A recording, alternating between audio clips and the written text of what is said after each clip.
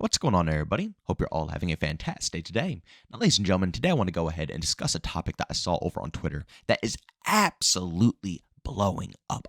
Everybody is going ahead and discussing it. Everybody's putting their 2 cents in on this topic. And of course, knowing me, I want to go ahead and put my 2 cents in on this topic as well. Jgod went ahead and exposed the current ways that, Infinity Ward is pushing their titles.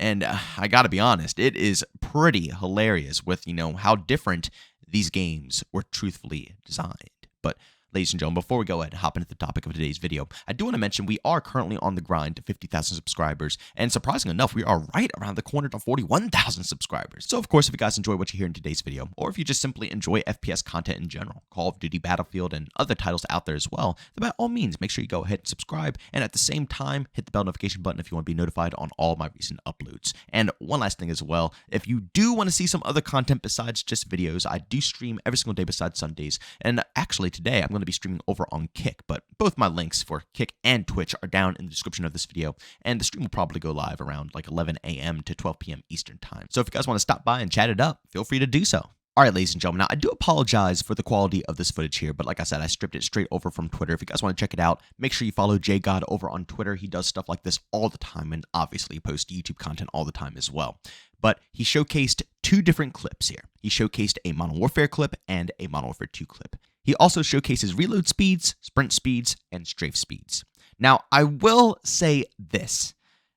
I did notice that in the Modern Warfare 3 footage, he has basically everything decked out. Now, I went into the comments and he stated that he did put on fast mags on the MP5 for the Modern Warfare 2 clip here.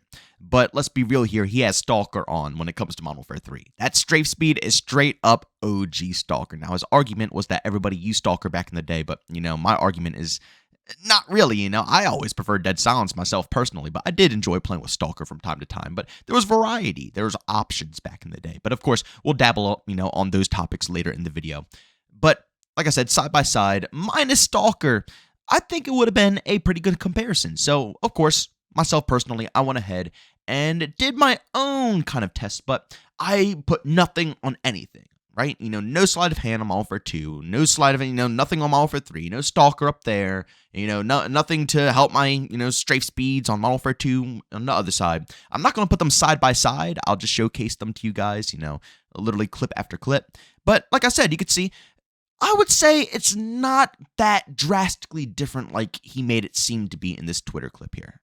Like I said, I completely support this movement, but realistically, I think this clip was just, like I said, it was built to try to hype up the community, because, like I said, it looks so drastically different in his footage, where, Modern Warfare 3 with Stalker, he's flying across the screen compared to Modern Warfare 2, so clearly everybody's going to be like, oh yeah, that's night and day, but realistically, I wouldn't say it's that different. I actually went ahead and wrote down the times as well. Let me see here. Reload speed in Modern Warfare 3 for the MP5 was 2.3 seconds. The run time in Modern Warfare 3 was 3.8 seconds. And the strafe speed was 9.31 seconds. And then from Modern Warfare 2 right now, the reload speed was 2.88 seconds.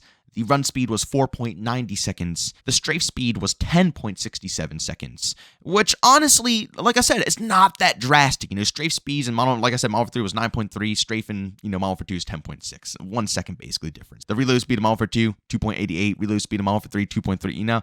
It's not really that crazy of a difference. And then also, we have to keep in mind that in OG Call of Duty, we didn't have, first off, unlimited sprint like we do in current Call of Duty. And also, current Call of Duty has pack sprinting as well. So a lot of these things, it's hard to compare the two so plainly. Because even though he's completely right with the movement that he's trying to push, the community is going to look at this. And I've already seen so many people already, saying it down in the comments. I'm telling you, like I said, it's very easy to get, the COD community to say something so specifically that the developers will just simply ignore. But everybody's going to look at this and say, yes, the base game of Modern Warfare 3 is faster than the base game of Modern Warfare 2, And yeah, technically, yeah, by seconds, like a second or two, the base forms are maybe a little bit quicker, but it comes down to more specific things that we have to hyper focus on to make sure this movement is actually pushed. For the example, when you add attachments to your gun in Modern Warfare 2, it dumbs down everything on it. Now, yeah, they did do a little update here that fixed a few things. I'm still trying to dabble with it, but realistically, I don't really feel much of a difference in my main weapons. The same guns that I usually use, I still feel like I have to play the game the same exact way as I did day one.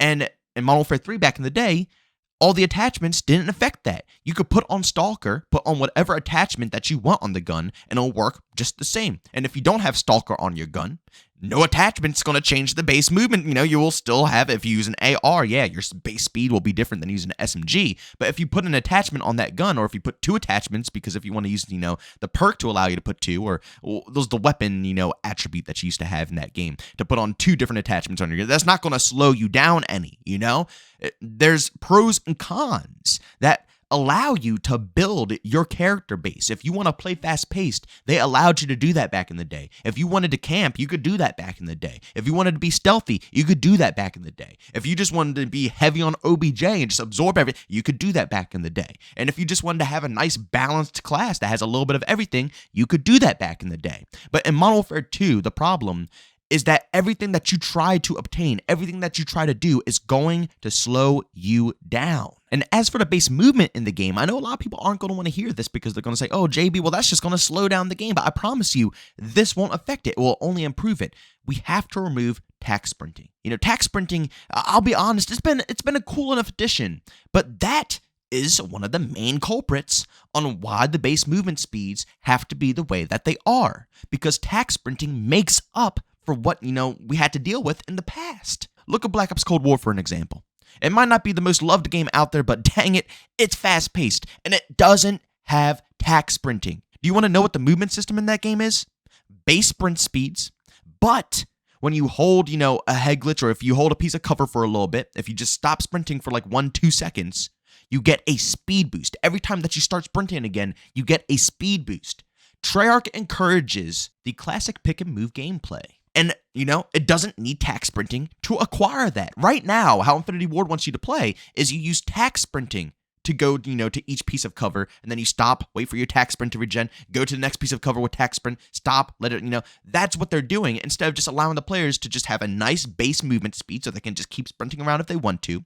But if they also want to have that speed boost, if they need to get out of a situation or, try to get out of danger, if you get shot up and you go around a corner and you need to regen a little bit and then you can, dash, get out of the way because you have a little bit of a speed boost, I feel like that is better incorporated into the classic OG system. But again, we need to hyper-focus on the core issues that are holding back the movement in Modern Warfare 2 and just Call of Duty in general.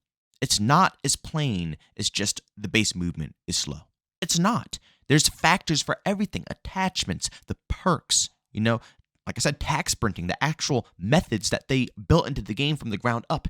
There's a lot of things that make the gameplay the way it does. It doesn't come down to just one very plain and simple answer.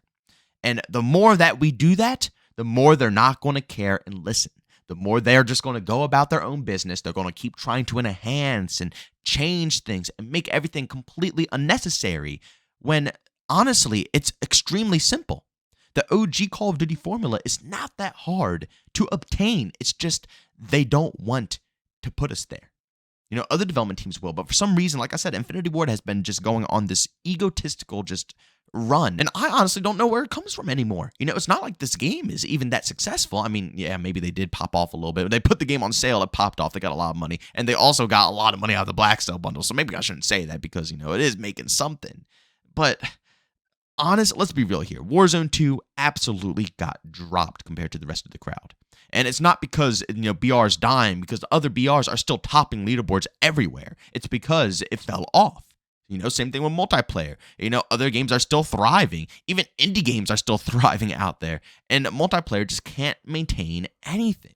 Now, of course, it's not like it's dying. It's not like the player base is dead, But in Call of Duty terms, when we used to have millions of people online back in the OG days, now, we can barely even get like 70, 80K online at a single time. And again, that might not be dead compared to other games, but if we're going to, consider the actual popularity of what this game is, yeah, it's pretty rough right now. You would think that the ego of these devs would definitely go away, but no, they keep pushing the game in the same direction that they want to, And until we can, hyper focus and make sure they understand what's wrong and what needs to be changed, we are just simply not going to get anything better.